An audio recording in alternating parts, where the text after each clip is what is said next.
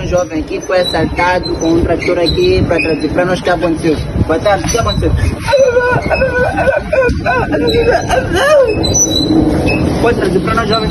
Boa noite, boa tarde, boa tarde. Ele disse que assaltaram a ele, a moto estava bem estacionada ali, para bater uma senha com os radars, não chegaram assaltantes, levaram a moto dele. Sim.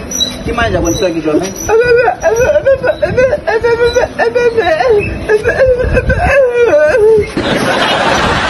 Ele não tem dinheiro para pagar, por isso que ele está assim, deste jeito. Sim. Tem mais alguma coisa, jovem?